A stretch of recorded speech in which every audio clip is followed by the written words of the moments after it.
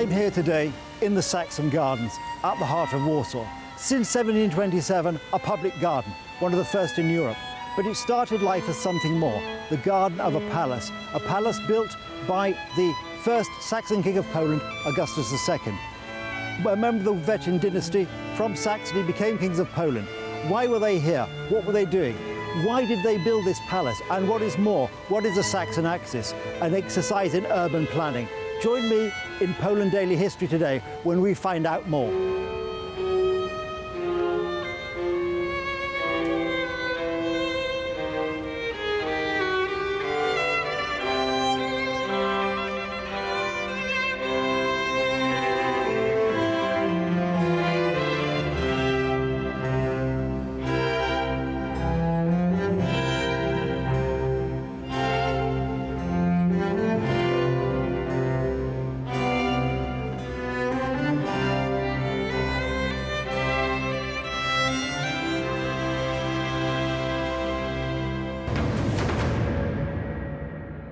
I'm standing here outside the Church of the Visitation in Warsaw, a building which is significant because it is one of the few buildings which survives from the period of Augustus II.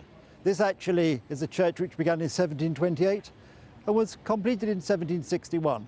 The first attempt, a wooden church, was burnt down during the Swedish deluge in 1656. They tried again, and that church caught fire in 1695. But this church has survived, and why it's significant is because of its connection with the period and the architecture of Augustus II, the first Wettin king of Poland.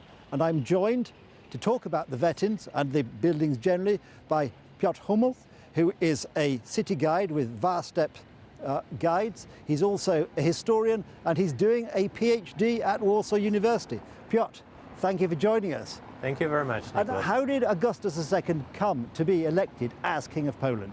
So that was quite complicated political situation, actually. After the death of John III Sobieski, very well-known Polish king. And actually, original idea of Sobieski was to secure the throne of Poland for his son, Jacob. But because of different conflicts also with a wife of Sobieski, who didn't want Jacob as a king, and with a conflict with different nobles, actually they had different ideas for the election. And there were two main candidates for the election as a king. One very important candidate, and at first, which was treated as a probably leader of the race for the king of Poland and Lithuania, was the Duke of Conti from France. So he was supported by the French ambassadors and the French king himself as well. And but on the other side, of course, there were Russians, Prussians, and Austrians, which had different plans for the Polish throne and for the Polish king as well. So they come up even with a Portuguese candidate at first, but later on they come up with the August of Wettins, so the Elector of Saxony. Yeah, so we have those two candidates. One was from the French side, and another one was mainly from the Russian side. This is a period in history when there wasn't a throne in Europe, which the French weren't trying to get hold of, all the way back to Louis XIV. They were keen, whenever there was a throne going, they thought there ought to be a Frenchman on it. So I slightly distracted you, but that's always amused me about the French. That's true, and that could be even kind of continuation of the French influences back in 17th century. But yeah, because the Polish queens actually in the rows, like two of them, they were French queens, so that would be kind of continuation. But eventually, Duke of it led to the two elections. Yeah, right. So at the same time, both Conti and August II were elected as kings. Yeah. But August II was closer. He was in Saxony, and actually just after he was elected, he came to Poland and organized everything for the coronation in Krakow, because the king's coronations were still held in Krakow. Yeah. And because of this, he gets an advantage. And already when Conti came to Poland, to Gdańsk, it was a bit too late, and also August II get more support, and that's how he became the king of 1697.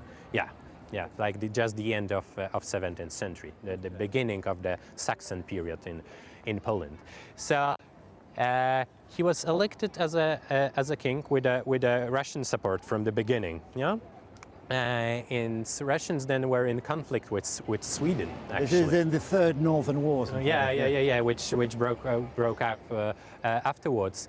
And actually, just after, there was another candidate for the king of Poland and Lithuania, which came up, and that was Stanisław Leszczyński, who was a Polish noble, and he was kind of Polish candidate of the Polish nobles. Yeah. Right. And he was supported by another empire, so the Swedish. Yes, and Empire. this is at a time, of course, when the Swedish were very much. And it led eventually for the very difficult political situation in Poland, because one of the candidates for the king was supported by the Swedes, and other one by the Russians. So it led to the Swedish-Russian conflict. Of which, of course, then Augustus II involved Poland. Yeah, and actually Augustus II carried Poland into the conflict, which was recognized as a huge, then historically, as a huge mistake, because it was a conflict between Sweden and Russia, but actually it was holding mostly on the Polish territories. So armies of Swedes, Russians, Austrian army also, they were all walking through the Polish-Lithuanian territories, and they led to the demolition of the many cities, and Warsaw also. So that was the huge crisis of Warsaw in early 18th century, when the 1/3 of the city population died because of the illnesses and wars. Yeah, so that a huge crisis for the kingdom. Yes, and so then, of course, it was, I think, in 1706.